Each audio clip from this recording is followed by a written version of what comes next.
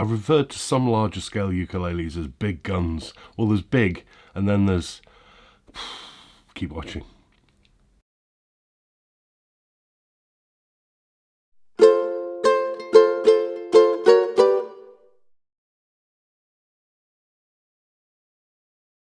Hello, welcome back to GotAUkulele. As ever, this is the summary video review. If you look at the link below the video, that'll take you to the website where you'll get a full written review of this instrument, photographs, scores, measurements, that kind of thing, and all the other stuff on the GotAUkulele channel as well. Running across the bottom of the screen, my weekly thank yous to the people who have very, very kindly donated through Buy Me a Coffee or PayPal or Patreon to help keep this site going, because I rely on those people to bring you this content every week, and that's much appreciated as well. You can also say thank you by subscribing to the YouTube channel. If you ring the bell down there, you'll get notified of new stuff that I put up. Okay, let's just get straight into this one. This is a brand I've looked at before. It's a brand I've owned. It was a tenner I looked at. And when I say big guns, this is the Beltona Super Baritone ukulele. Wow, wow, wow, what an instrument. Look at it, look at it, it's enormous. Beltona are a resonator maker. Steve Evans, who's in the UK and West Yorkshire, and he is incredibly well revered for his instruments, played by some top-end people, you know, just a real musician's builder. And what differs with Steve's Beltonas largely is that if you look at something like a National with those metal bodies, they're made of bell brass and they're incredibly heavy. Steve hand forms the bodies of these out of fiberglass, making them still hefty, but a lot easier to hold in the hands. This one is, well, he does make some guitars, but this is the biggest ukulele he makes. Super baritone, that is to say that the scale length of this is 20.5 inches as opposed to a baritone, which is normally about 19. So it's not hugely bigger, but it's a bigger body as well and a bigger resonator cone. Anyway, let's get into it. This one, it's in a really lovely shape. It's almost like a Les Paul shape, isn't it, with this cutaway. Made, as I say, all of this fiberglass. It's one sort of molded fiberglass resin with this lovely sort of curviness in the finish. Really nice. And this one is in what he calls Pelham Blue. Steve finishes these with automotive paint, so basically car paint, and then polishes them. So actually you can have any colour you want, and he's done some really swirly patterns as well. So he does customs. This one is just called Pelham Blue. I really rather like it, actually. It's like a dusky, smoky blue. All right, differing from his regular baritones, this one uses a tailpiece to tie the strings off rather than a wooden tail stop down here screwed into the top. I think that gives it a real old-timey look to it. Really nice. The strings then, if you're not familiar with resonators, underneath that cover there is a spun aluminium cone, which acts kind of like a loudspeaker. And on top of that you can see is what we call the biscuit, which is basically the saddle with some notches cut into it to space the strings out. That pushes the tension down onto the cone, which sits underneath this cover. Being a bigger body, this is an 8.5 inch cone. On tenors you probably get something like 6.5 inch. Bigger cone, more volume, more projection. I love this sort of mesh covering as well to it. I can't show you inside because I'd have to take it apart, but the other thing you'll notice there is that there is a K&K pickup fitted in this as well, so you can plug it in if you wanted your resonator to be even louder. Because remember, resonators were invented before electricity and amps on stage, a bit like the banjo, in order to project in a band situation, because they kind of create their own volume projection because of this cone in here. Okay, let's move on. Another strap button up there. The neck is made of all solid mahogany, one single piece with this maple cap on the heel. Really beautifully carved, not too chunky up here, nice and roomy as well. 36mm at the nut, 32 from D to E.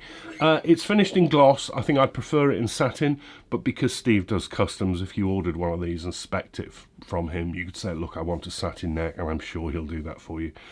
He's a very good builder. The neck is made of rosewood. Absolutely wonderful condition. Look how glossy it is. Really wonderful condition. And there's a radius on the neck as well, some more comfort.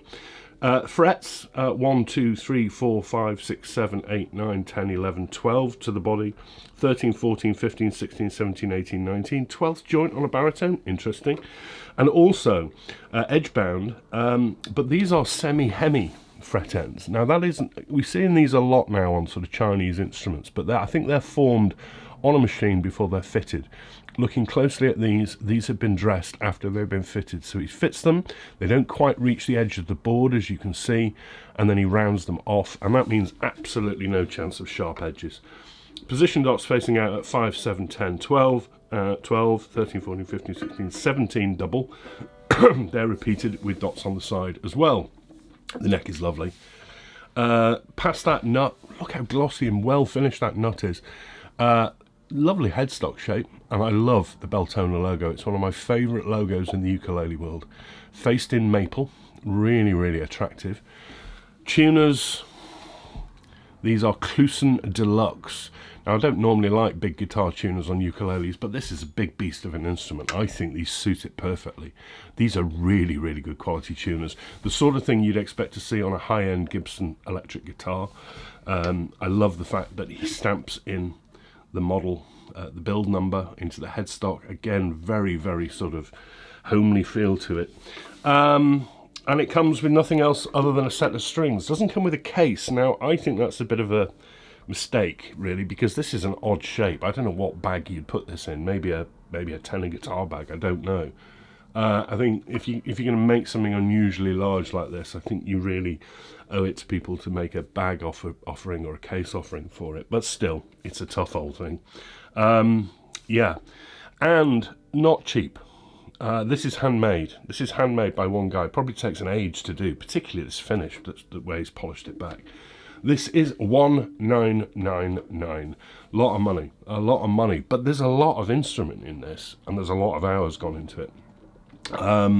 Yeah, I can see where the money's gone. Too rich for my tastes, but anyway, it is hefty at 1.53 kilograms. It's a big old beast.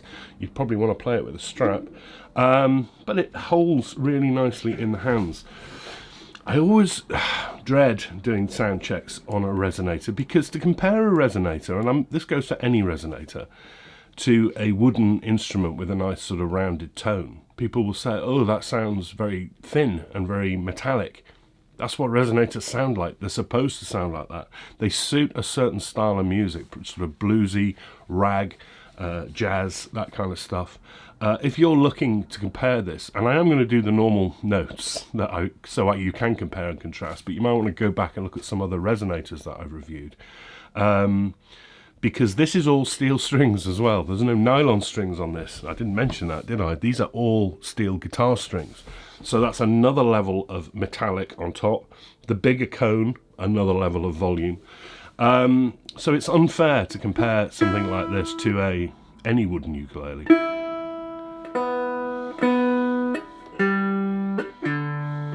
Okay, we're kind of in tune. Volume. And listen to that sustain. That sustain. That sustain. Wow.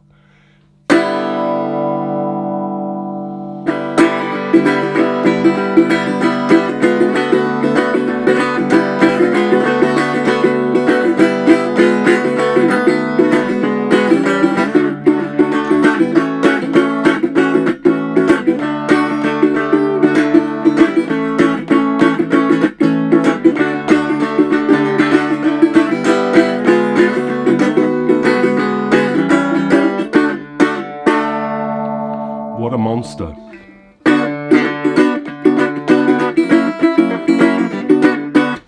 I don't think you play any of this type of music on it.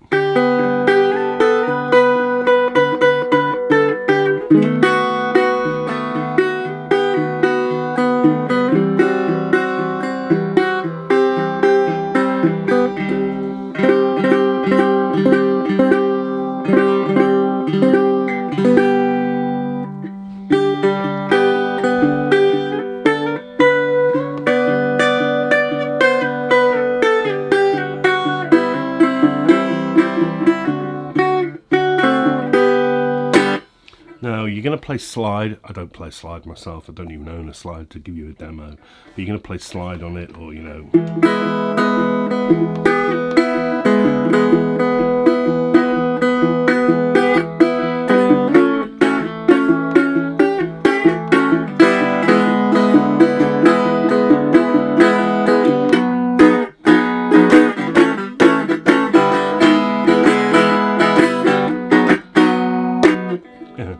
bit of blues. Whoa, what an instrument. I can't get over the tone. It is bright because it's metallic strings, it's a resonator, but there is... Oh, that's a stain.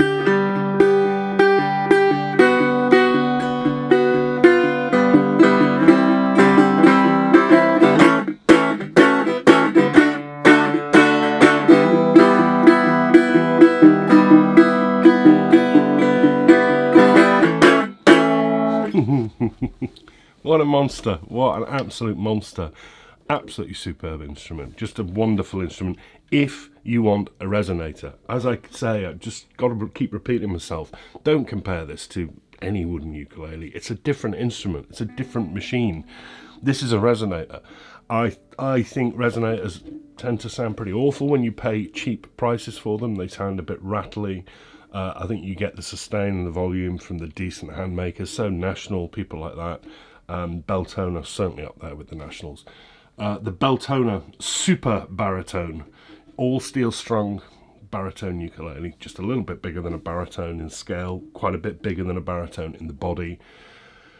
All steel strings. Lovely instrument. My birthday weekend, and I said to Southern Ukulele Store, can you loan me something rather special for that weekend? And this is what they sent me. So thanks very much to the guys there, which is where this is available from if you want to buy it. Because they're not hard to get. They are hard to get, Steve's instruments. He doesn't make that many in a year, so when they appear, they're quite rare. You're not going to see many of these about. So it's a joy for me to look at it as well. So thank you very much to Southern Ukulele Store for the loan. Oh, look at the logo. I love it. Beltona Super Baritone. Ramble. Thank you very much for watching. Thank you very much for your kind words. Yesterday, on the 13th anniversary of GotAUkulele, back to normal now, another year ahead. I'm back next week. Something I gave a hint to in a video yesterday, something that's come over that's brand new. And it's arrived, and it's rather lovely actually, so I'm looking forward to that one. Have a very good week. I will see you all very soon. Thanks for your ongoing support. Take care everyone. Bye bye.